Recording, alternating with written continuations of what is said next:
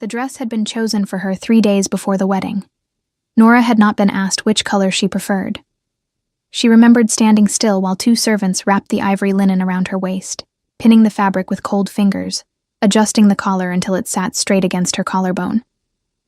Her stepmother, Countess Vielle, had watched from the doorway with an expression that Nora had always mistaken for indifference.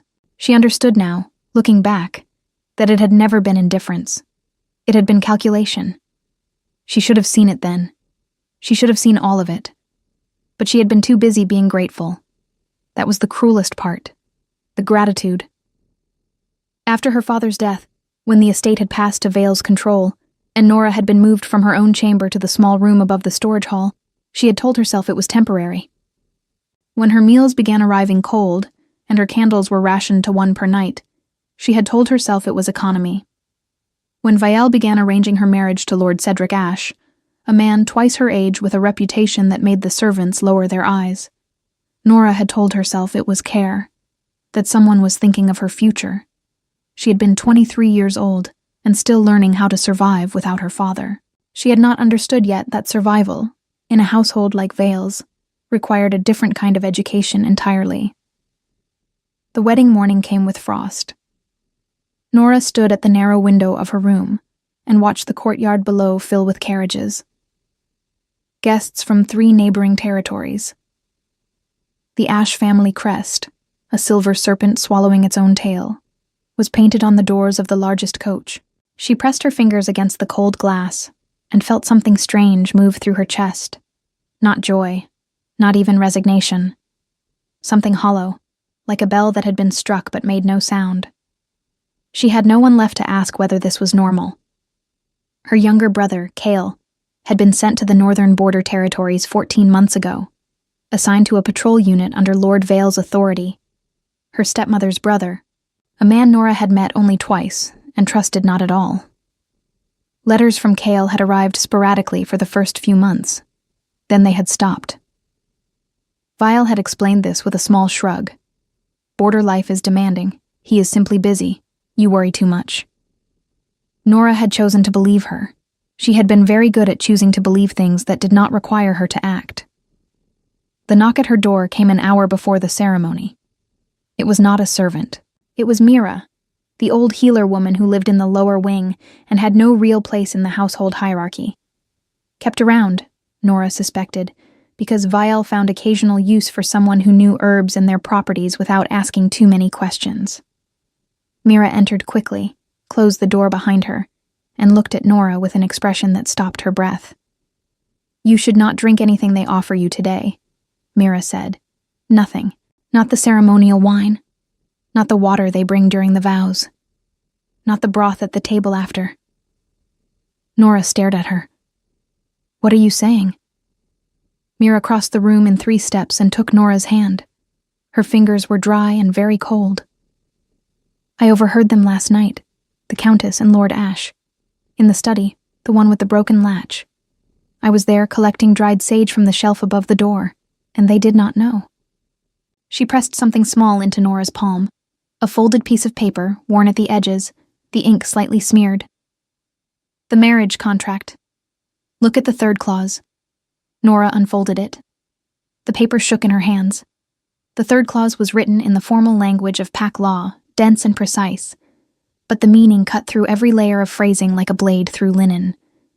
Upon the death of the contracted female, death, the word simply sitting there on the page, all territorial rights and blood inheritance held by the female's line would transfer fully and without contest to the contracting male party, Lord Cedric Ashe, and by extension to the Countess Vielle, who had negotiated the original arrangement as guardian of said female's estate. She read it twice, then a 3rd time. Her father's lands, his title, the forest territory in the east that had been in her family's name for 4 generations, the mineral rights along the river that 3 separate lords had tried to purchase, and her father had always refused to sell. All of it. Hers by blood. Gone, upon her death. "They mean to kill me," Nora said. The words came out very flat, as if she were reading from a page herself. "After the ceremony," Mira said, "when you are legally his." When the inheritance has transferred by marriage, and the death can be made to look like fever, or an accident on the stairs, or a heart that was simply too weak. She pulled her cloak tighter. The Countess has been planning this since your father's funeral. Lord Ashe agreed 2 months ago. They signed the private arrangement before the public one. Nora looked at her own reflection in the dark window. The ivory dress, the careful braid along the side of her neck, the face she had always been told to keep modest, to keep covered, to keep quiet.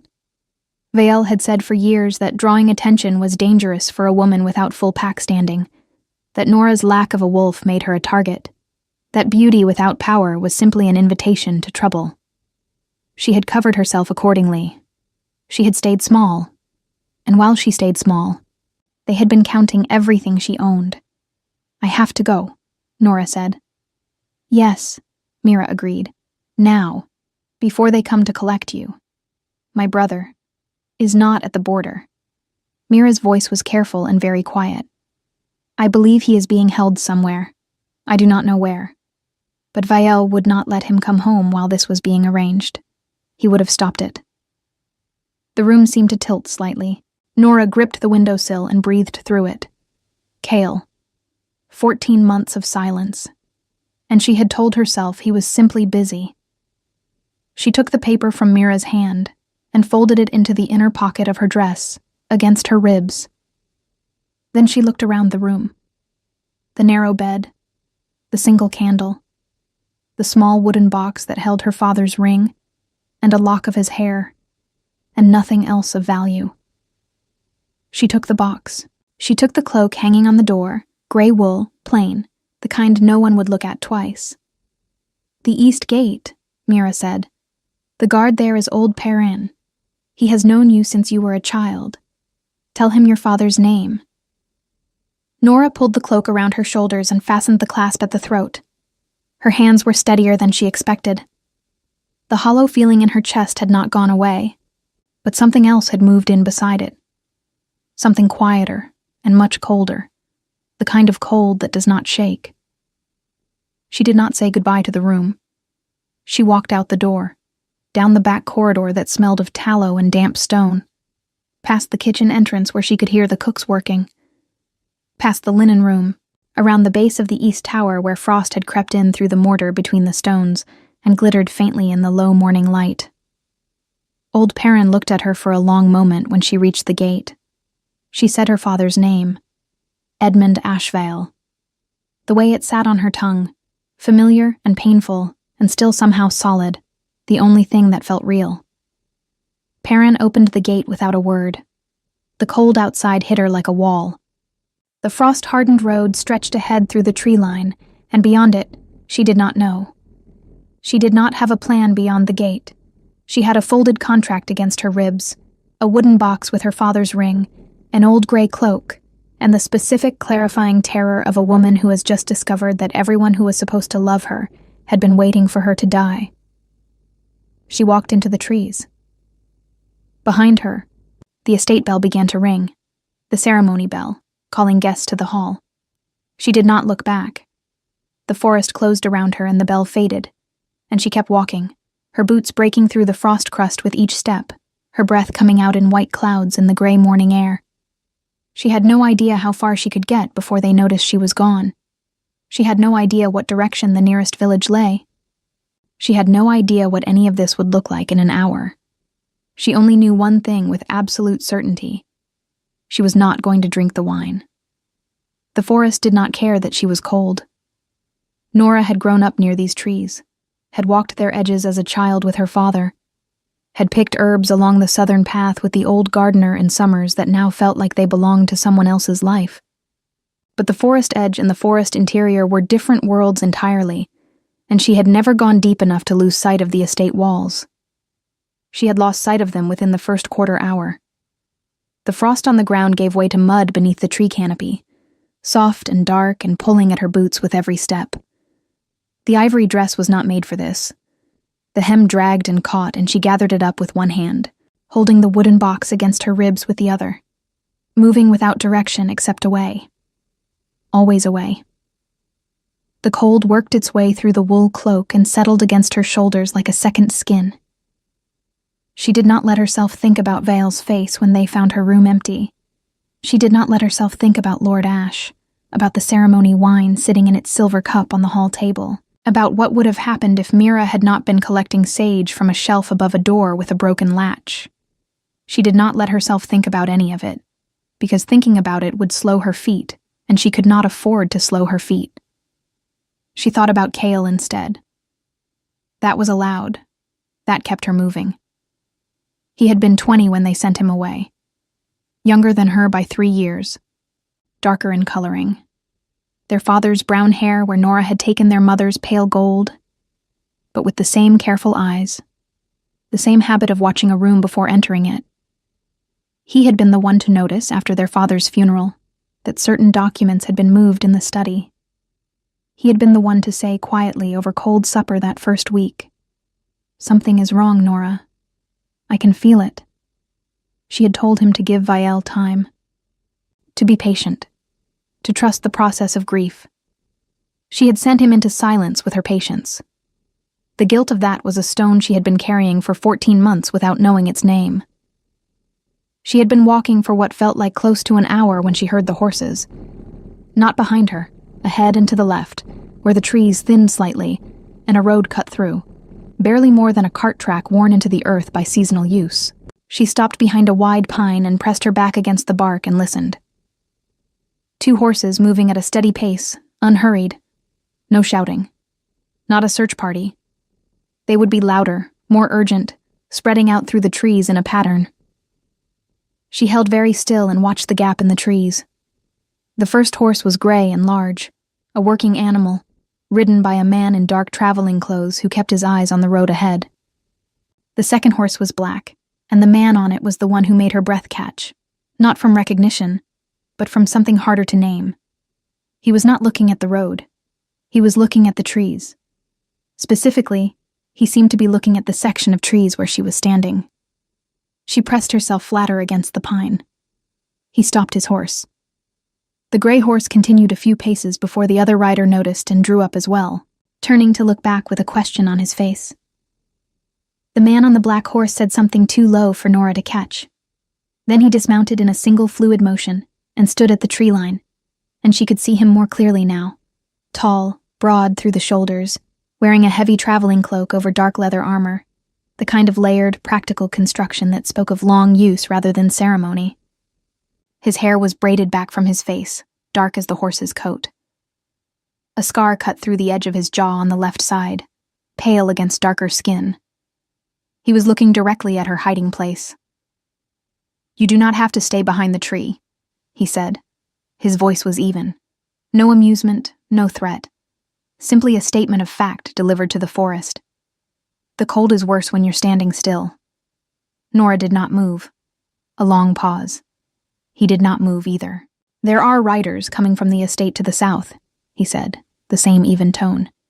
4 of them. They've been moving fast for the last 20 minutes.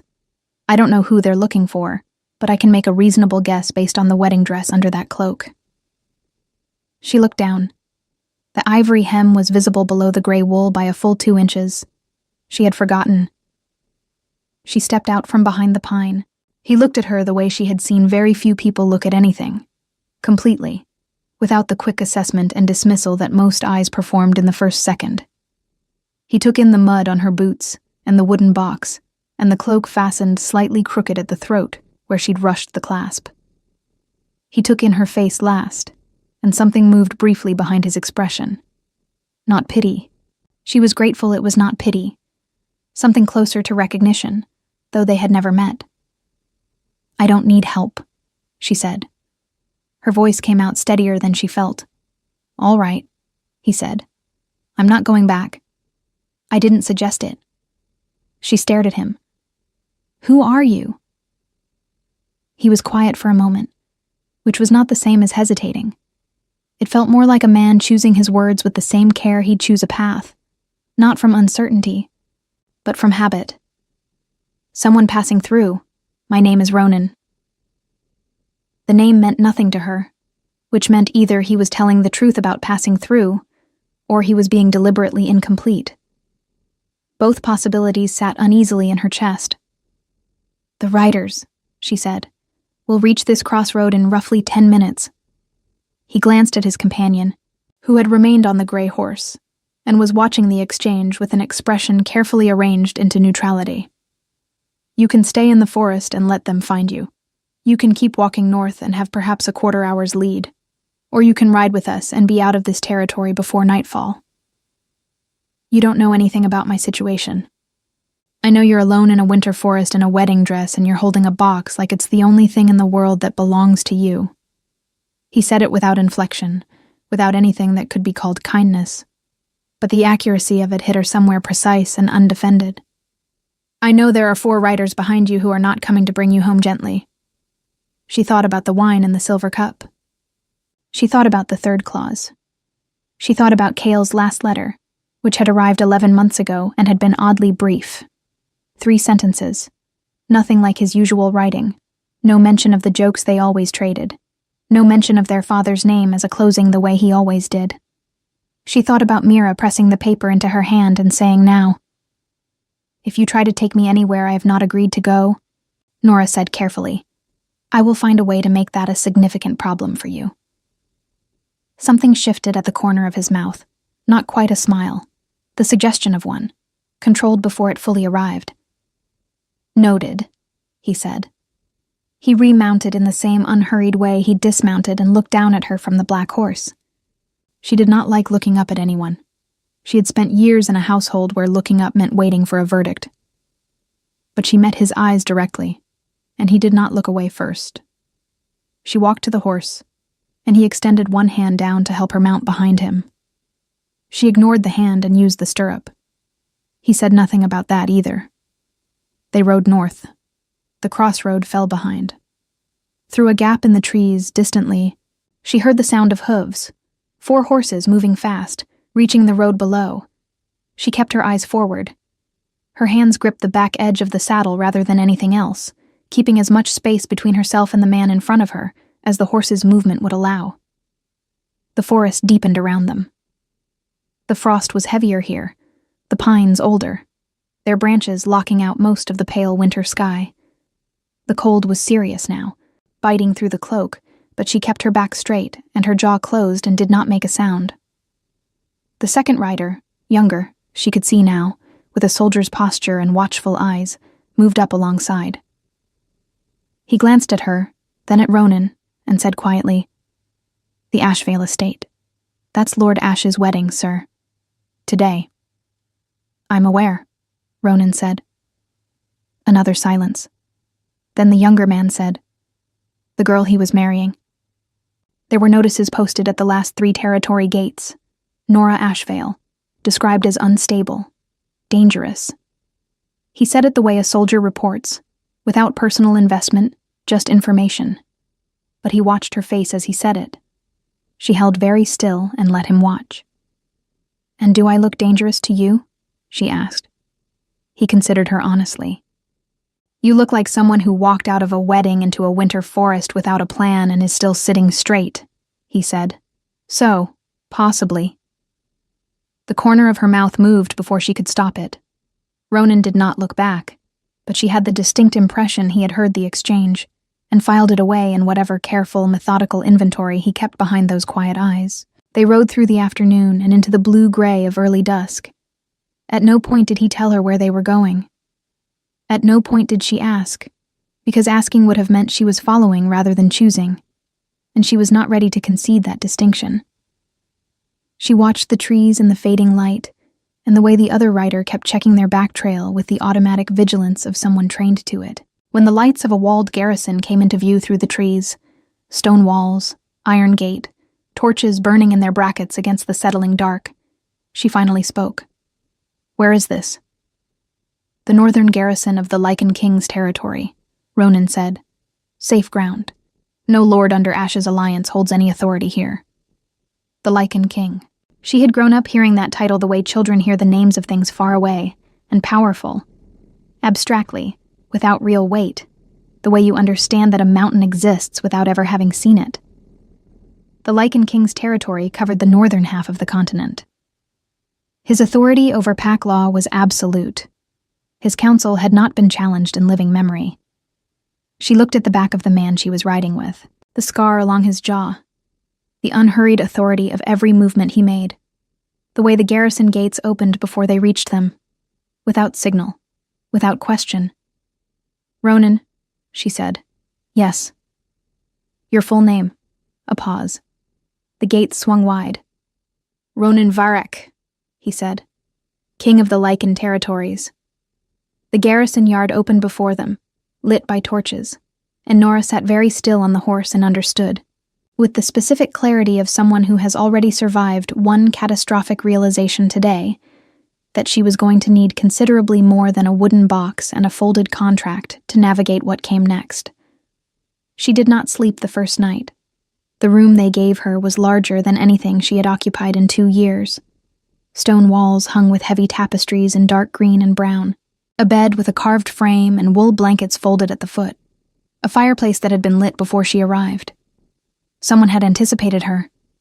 That detail unsettled her more than the cold had. She sat in the chair nearest the fire with her father's wooden box in her lap and the folded contract spread open on the small table beside her, and she read the third clause again in the firelight. Then she read the whole document. Then she read it a third time, the way she had learned to read things her father had taught her. Not for the obvious meaning, but for what sat underneath the obvious meaning, in the gaps between clauses, in the language chosen, and the language conspicuously avoided. By the time the garrison had gone quiet around her, and the torches in the corridor outside had been reduced to 1, she had found 3 additional problems she had not noticed in the forest. The first was that the marriage contract, once signed by Lord Ashe and witnessed by Vial, had already been registered with the Territory Council under a provision that assumed the ceremony had been completed. Vial had registered it 2 days early, which meant that legally, in the framework of pack territory law, Nora was already recorded as Lord Ashe's contracted female, and her inheritance, while not yet transferred, was encumbered, frozen, unusable by anyone, including her, until the contract was either fulfilled or formally dissolved. The second problem was the witness signature on the registration document. She had not recognized the name on first reading. On third reading, she placed it, a council clerk named Devon, who served under the Northern Territory Administrative Board, which meant someone within the Lycan King's own administrative structure had signed a document facilitating this arrangement. Someone with access to the registration system. Someone who had been either bribed or coerced into cooperation. The third problem was the smallest in writing, and the largest in weight. At the bottom of the contract's final page, added in different ink, darker, applied after the rest of the document had dried, was a single line in Vale's handwriting. The brothers' situation will be resolved upon completion. No name, no location, just resolution, as a concept, attached to her brother's existence like a condition to be met. Nora folded the contract and pressed it flat with both palms.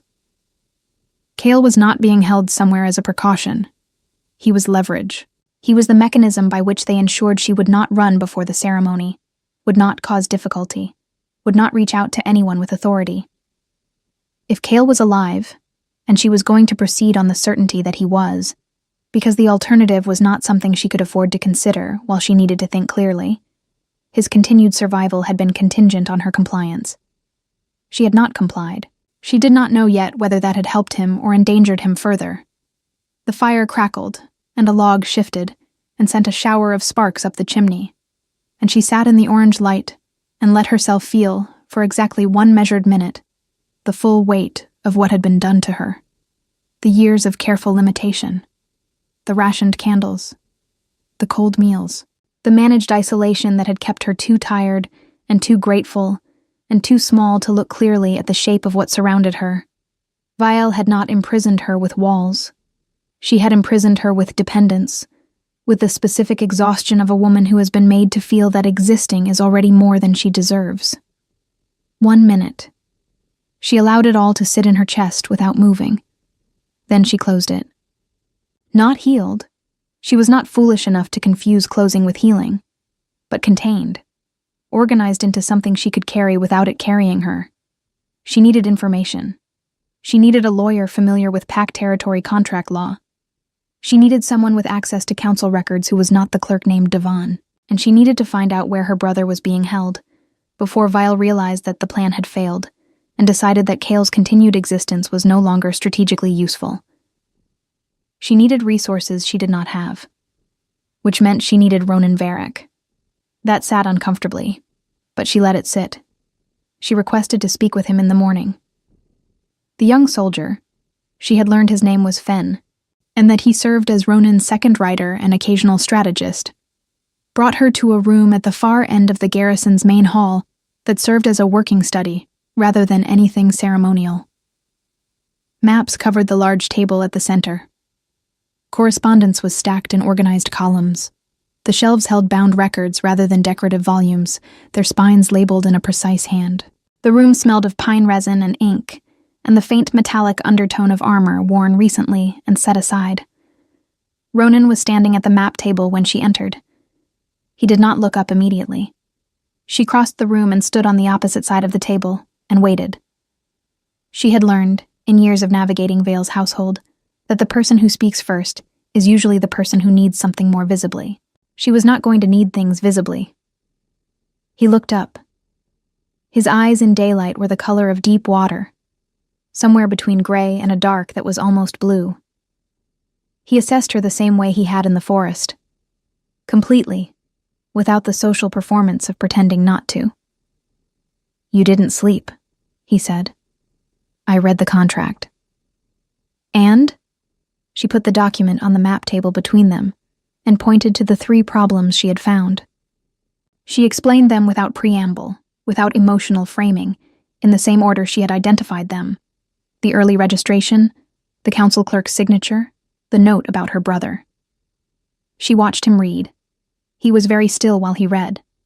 That was something she noticed.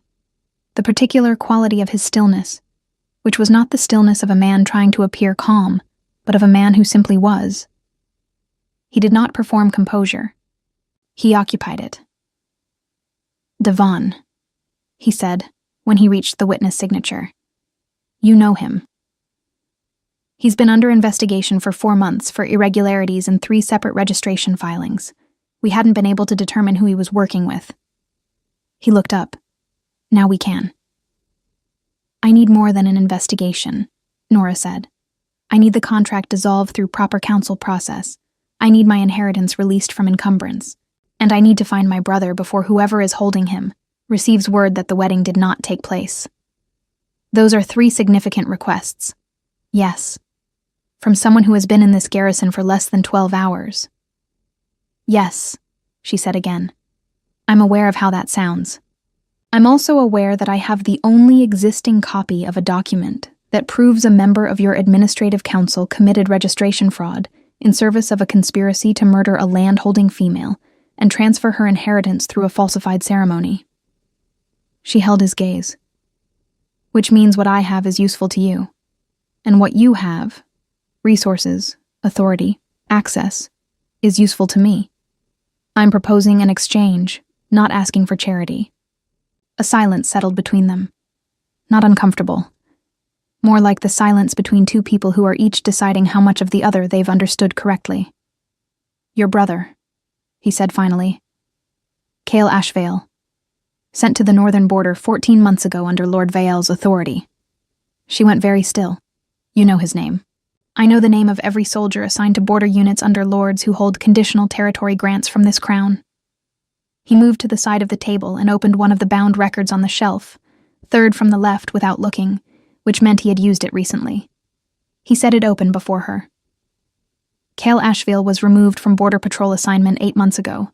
Official record shows transfer to extended reconnaissance. Unofficial. There's no further record. He was erased from the active roster and the discrepancy was flagged by my records officer 2 months ago as part of a broader audit. Nora looked at the page. Her brother's name in the column, the abrupt absence after it. He's alive, she said. Not a question. She needed it not to be a question.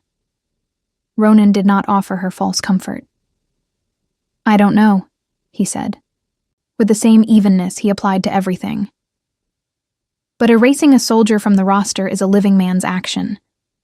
If he were dead, they would have filed a death record, cleaner, less likely to be flagged. The absence suggests they needed the option of producing him. Leverage, then, as she had thought. A living piece of insurance. "I want to find him," she said. "I know. That's the first thing, before the contract, before the inheritance, before any of it."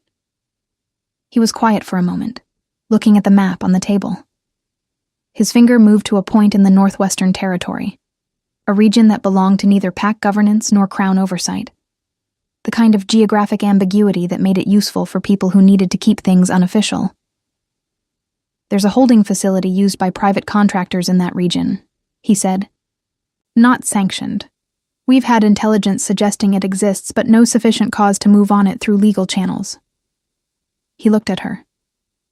"A registered missing soldier, documented under orders from a lord now connected to council fraud, held in a facility linked to the same network. That's sufficient cause." Nora absorbed this. "You were already building something against them. Against the network that Devon is part of. I didn't know the Ashvale estate was connected." He closed the record. "I do now."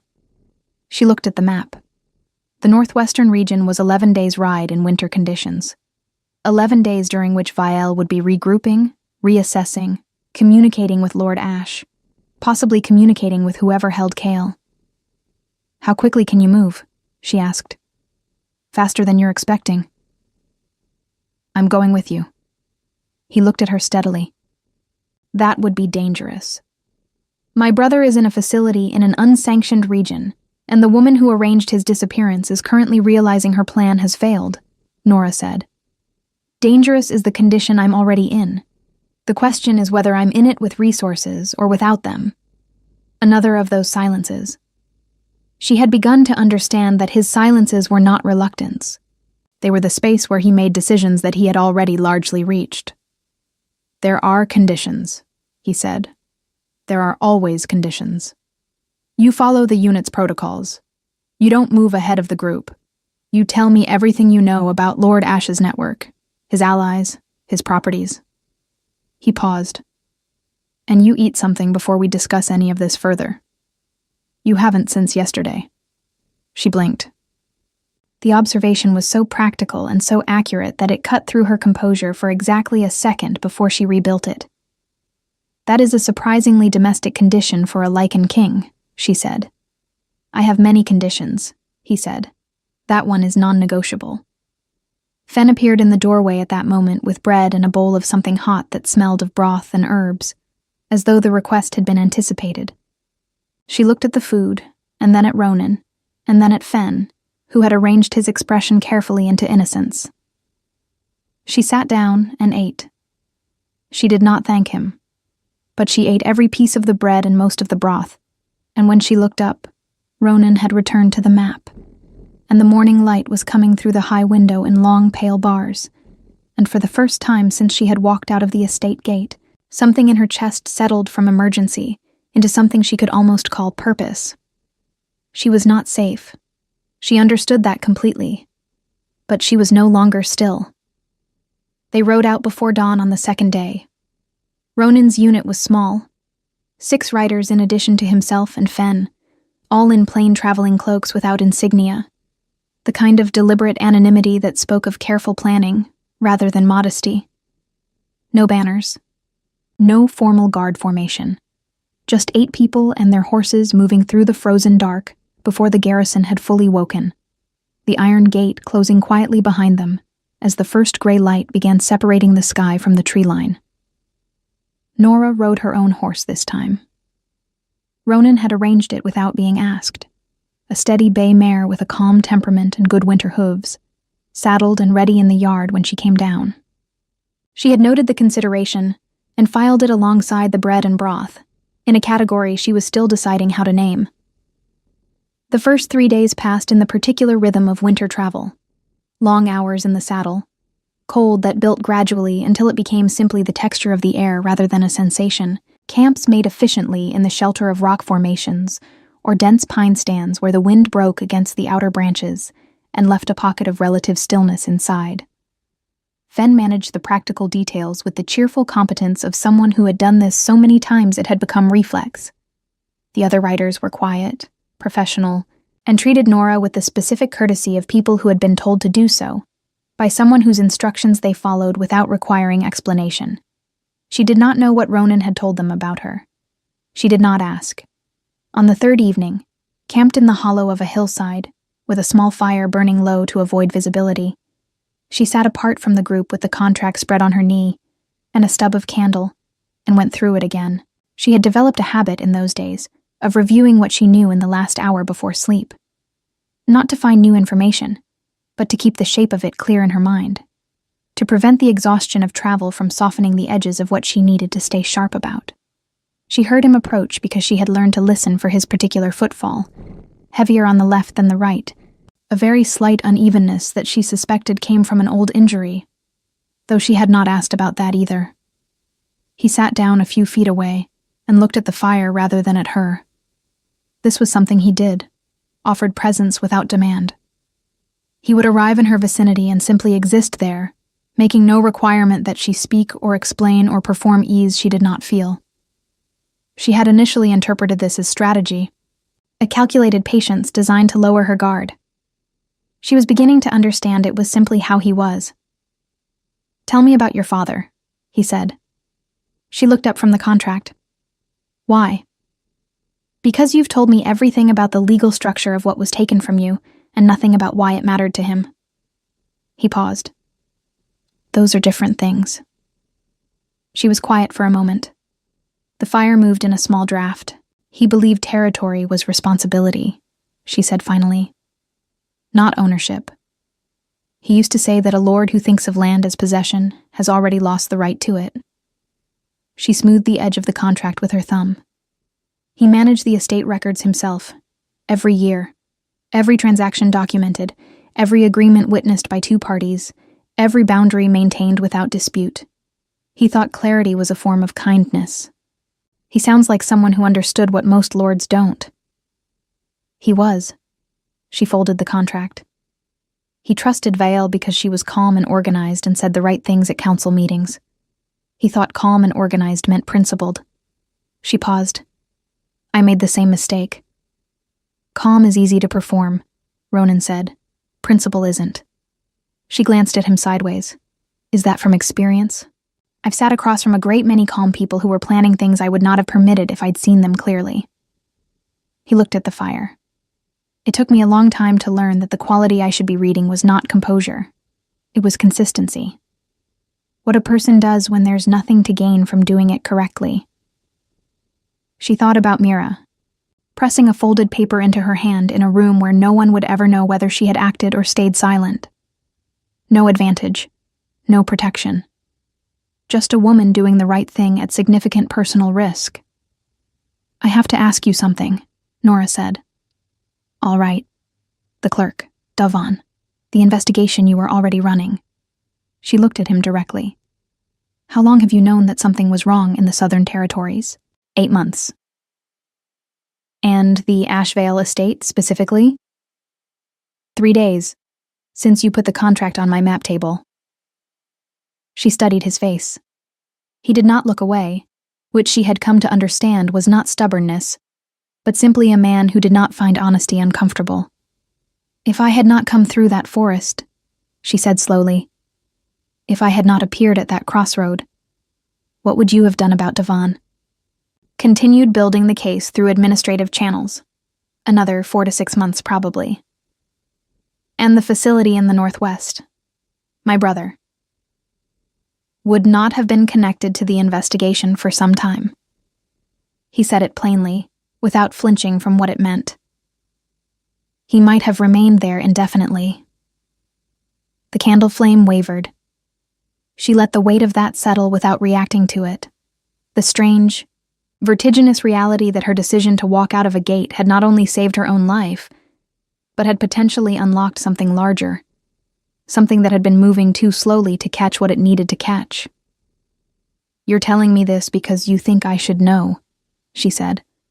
"I'm telling you this because you asked, and you deserve a straight answer."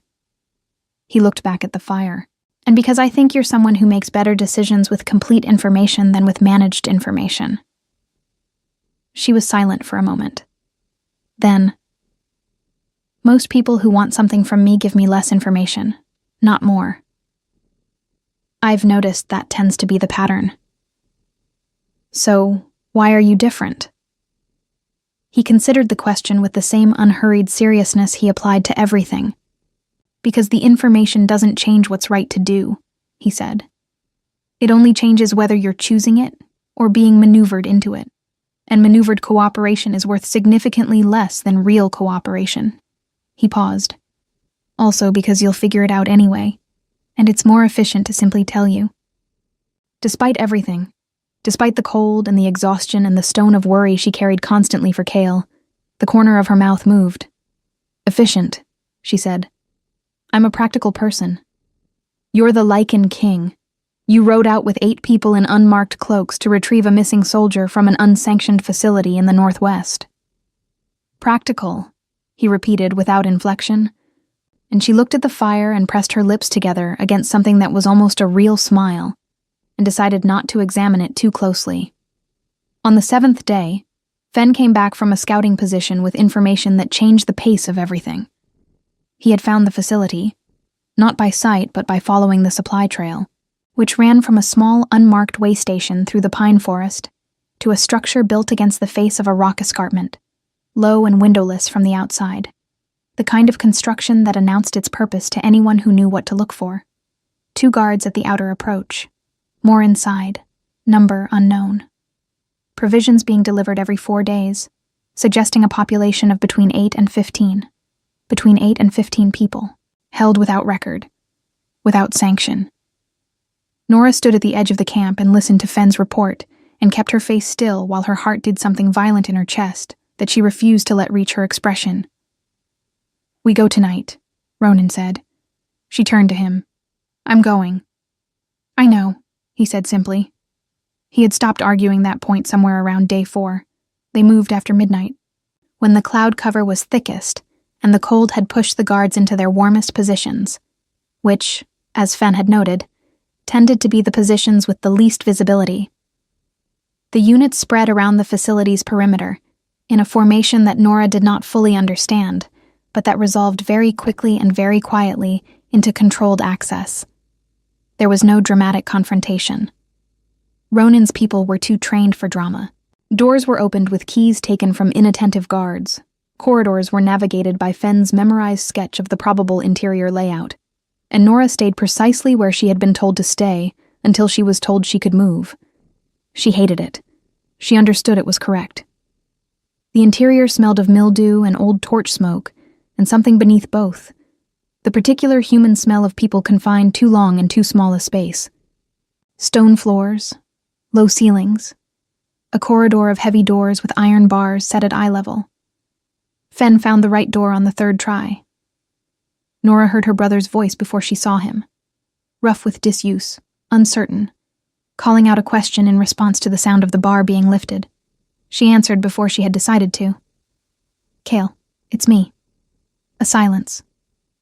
Then the door opened and he was there, thinner, darker under the eyes, his hair longer than she had ever seen it. And for a moment they simply looked at each other in the torchlight, both of them needing to confirm that the other was actually real. He crossed the distance between them, and she held on to her brother with both arms, and her face pressed against his shoulder. And she allowed herself, for the length of that moment, to feel everything she had been managing and containing and organizing for 14 months. The grief of his absence, the guilt of her patience, the relief that was so large it was almost indistinguishable from pain. She felt him exhale, the same long, shaking exhale she was holding back in her own chest. "I kept sending letters," he said quietly into her hair. "I only got 3. I sent 40. She pulled back and looked at his face. He looked at hers. Then his eyes moved past her to the corridor, to Ronan standing at the far end with Fen, watching without intrusion. "Who is that?" Cale asked, low. "Ronan Varric," she said. Her brother was quiet for a moment. "The Lycan king." "Yes." Another pause. He looked at her with the specific, assessing expression he'd had since childhood. The one that meant he was reading a situation for everything it contained, not just the surface. And he's here because... It's a long explanation, she said. I'll tell you while we ride. He almost smiled. It was crooked and tired, and entirely Cale. You always did prefer moving to standing still. I learned it from Father. You learned it from yourself, he said. Father just gave you permission. She blinked. Something about the words hit her in a place she hadn't known was waiting. She breathed through it, and straightened her cloak and turned toward the corridor where Ronan was waiting with the patience of a man who understood that some moments required their full length and could not be shortened without being broken. They moved out through the facility's far exit, into the cold night air, and she walked beside her brother with her hand briefly on his arm, not holding him, just confirming. And she looked up at the winter sky, and the hard white points of stars between the clouds, and she thought about the third clause, and the wedding wine, and the 40 letters that had never reached her. And she thought about what happened next. Because they had Cale. They had the contract. They had Devon's signature, and the facility's existence, and the supply trail, and 8 trained witnesses, and a Lycan king who had built a case for 8 months, and now had everything he needed to finish it. What happened next was not running. What happened next was going back. The council convening was set for the first clear day after their return. Ronan sent the summons from the garrison before they had even unsaddled the horses. Formal writs, sealed with the Lycan crown, delivered by riders who moved faster than rumor. Lord Cedric Ashe, Countess Vielle, the clerk Devon, 3 territorial lords who had signed as witnesses to the fraudulent registration. All of them called to appear before the full Northern Council within 5 days, under authority that did not permit refusal. Nora spent those 5 days doing 3 things. She slept, properly, fully, in the room with the carved bed and the green tapestries, for longer than she had slept in 2 years. The first night she woke twice from dreams that dissolved before she could name them, heart loud in her chest. The specific disorientation of a body that has been running so long, it does not know what to do with stillness. By the 3rd night, she slept through until the pale winter light came through the high window and lay across the floor in long, quiet bars. She worked with Ronan's legal counsel, a sharp-eyed woman named Sarah, who had spent 20 years in Pact territory law and approached documents the way a surgeon approaches a wound, with focused precision and no sentiment, to build the formal dissolution case against the marriage contract. The fraudulent registration, the early filing before the ceremony, the coerced witness, the note in Vielle's handwriting about her brother's situation being resolved. Each element was documented, cross-referenced, and attached to Devon's investigation file, which had grown considerably in the days since Nora had placed the contract on Ronan's map table. And she talked to Cale. Long conversations in the evenings, by the fire in the main hall, while Fen pretended to be occupied with maps at the far table, and gave them privacy without being asked. Cale told her about the first months at the border, the work, the other soldiers, the slow realization that his letters were not being answered. He told her about the morning 8 months ago when 4 men arrived with transfer orders that had his name on them, but were not, when he looked carefully, signed by anyone he recognized. He told her about the facility. The cold, the isolation, the specific cruelty of not knowing what was happening to her. She told him about the wedding morning, the dress, Mira and the folded paper, the frost on the ground, and old Perrin, and the moment she had stepped out from behind a pine tree because a man on a black horse had told her the cold was worse when you were standing still. Cale listened to all of it, with his hands wrapped around a cup of broth, watching her face. When she finished, he was quiet for a moment.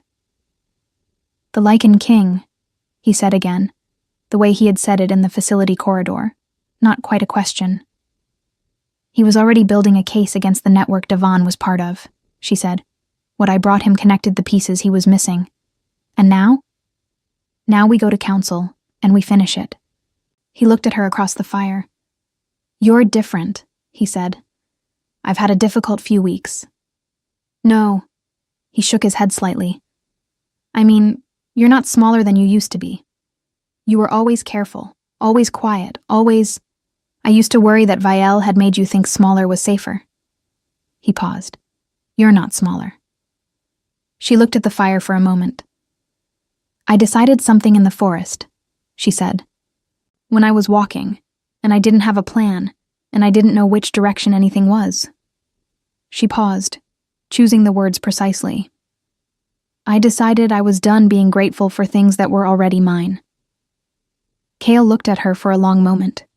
Then he nodded, slowly, with the expression of someone hearing something they had been waiting a long time to hear. The council chamber in the northern garrison was not large, but it was serious. Stone floor, long oak table, the Lycan crown seal carved into the wall behind the presiding seat. Representatives from 7 territories sat along one side. Ronan sat at the head, in traveling clothes rather than formal dress, which Nora had come to understand was its own statement. He did not need ceremony to carry authority. Vielle arrived in her best winter coat, dark blue wool with silver buttons, her expression composed with the particular smoothness of a person who has prepared an explanation and believes it will be sufficient. Lord Ashe came separately, with 2 advisors who looked increasingly uncertain as the chamber filled. Devon the clerk arrived last, pale and silent, and did not look at anyone when he sat down.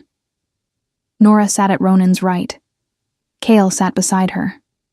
Sarah, the legal counsel, sat on Nora's other side with a stack of documents organized in precise order. Vielle's eyes found Nora the moment she entered. Something moved behind the composed expression. Surprise, quickly managed, replaced by a recalculation Nora could almost watch happening in real time. Then Vielle's eyes moved to Cale, and the composure fractured for exactly 1 second before she rebuilt it. That second was enough. Nora had seen it. The fracture. The proof that Vielle had not known Cale was free, which meant she had not yet received word from the facility, which meant the network had not yet regrouped around the failure of the wedding plan. They were all still operating on the assumption that the situation was recoverable. It was not recoverable. Sarah presented the case without theater. Document by document, clause by clause, in the clear procedural language of Pact territory law, the fraudulent registration date, the coerced witness, at which point Davon closed his eyes briefly and did not open them for a long moment.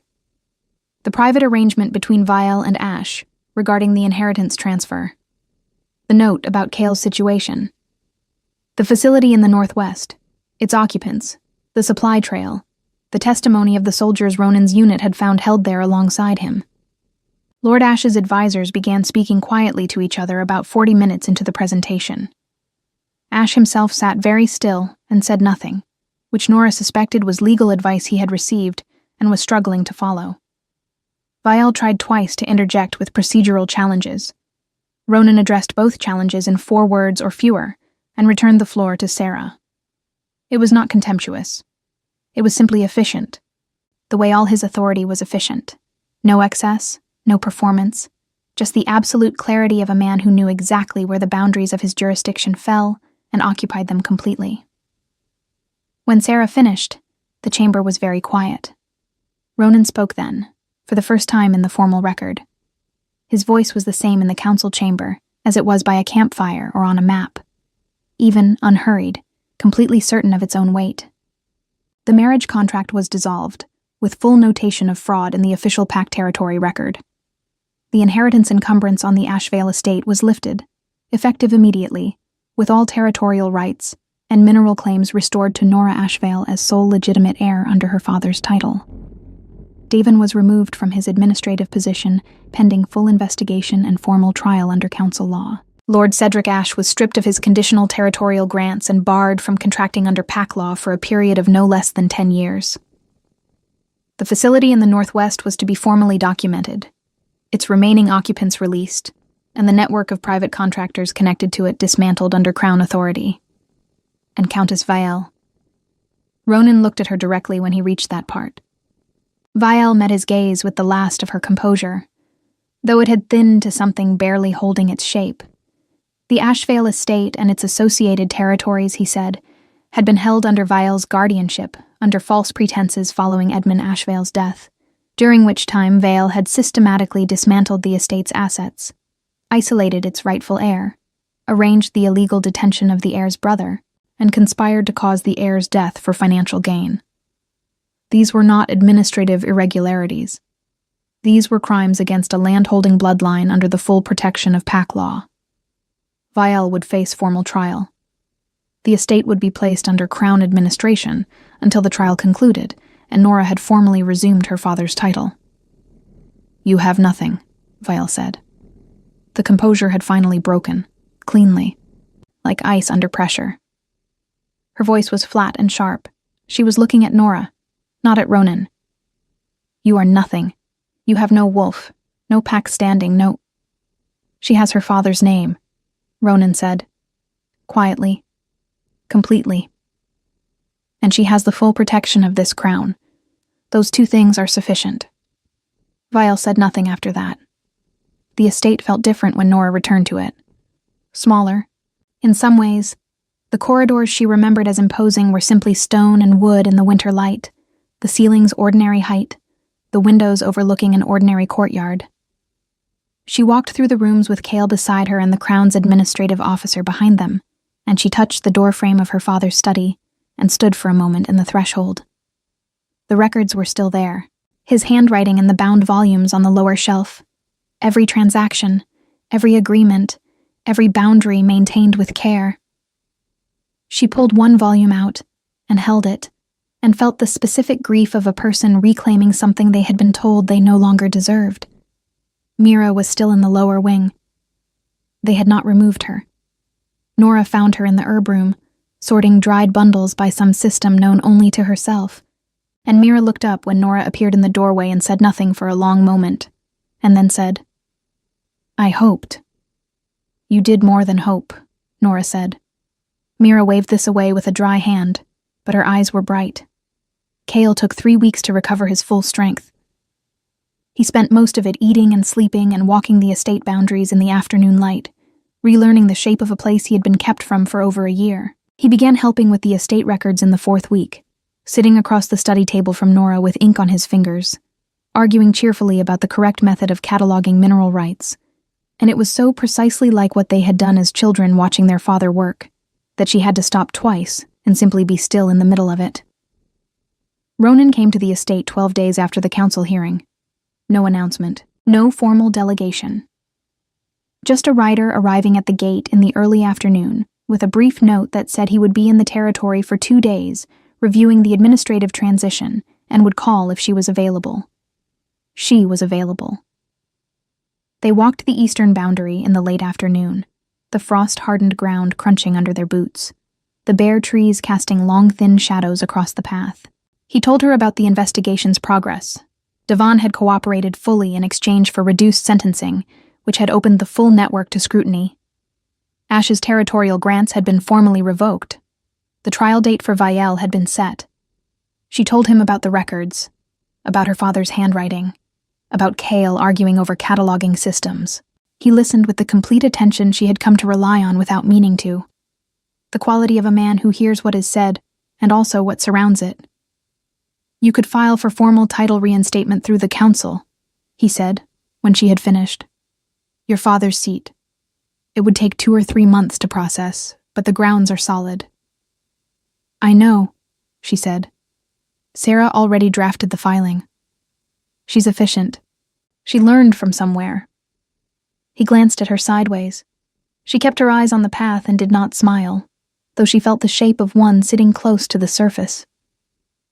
They stopped at the eastern edge, where the tree line broke and the territory opened into a long, pale field, winter gray, the far hills visible in the clear afternoon air. She looked at it, all of it, the field and the hills and the trees at the boundary her father had maintained without dispute, and felt the word mine settle into her chest, not as a claim, but as a responsibility, the way her father had meant it. "Thank you," she said. "The investigation served the Crown's purposes as much as yours. I'm not thanking you for the investigation." She looked at him. "I'm thanking you for the information, for the bread, for not managing what I was told. He looked back at her steadily. The scar along his jaw caught the last of the afternoon light. You would have found your way out regardless. Possibly, she said, but not to hear. A silence that was neither awkward nor empty, the kind of silence that has earned its own shape through enough honest conversation to know what it contains. I'll be in the territory for 2 more days, he said. I know, she said. You mentioned. The Eastern records would benefit from a second administrative review. Sarah could come with me tomorrow, if you wanted another perspective on the filing. That would be useful, she said. Practical, he said. Very, she agreed. They stood at the eastern boundary as the light shifted from afternoon to the blue of early dusk, and the field went silver, and the hills went dark.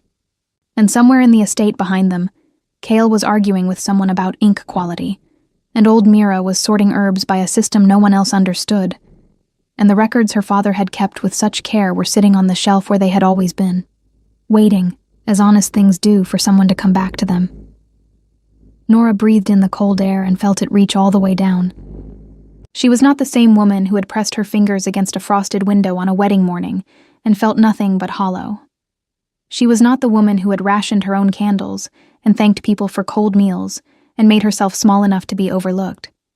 She was not the woman who had watched the carriages arrive in the courtyard and told herself that gratitude was the same thing as safety. She was Edmund Ashvale's daughter. She held her father's name and the full protection of the Lycan crown and the boundary of a territory that had been kept with care and would be kept with care again. She had a brother who was home and eating and arguing about cataloging. She had a legal filing that would restore her father's seat within the season. She had rebuilt something that had been deliberately broken, piece by piece, from the ground up. And she had found, in the least expected place, a crossroad in a winter forest, a man on a black horse who told her the cold was worse when you were standing still. That trust, when it was real, did not feel like surrender. It felt like ground under her feet. She turned from the eastern boundary and walked back toward the lights of the estate, and Ronan walked beside her, and neither of them spoke, because there was nothing that needed to be said that had not already been said in the way they had arrived here, honestly, completely, without the management of the truth. The estate gate opened as they approached, warm light spilling out from the hall beyond. She walked through it. This time, she did not look back because there was nothing behind her worth more than what was ahead.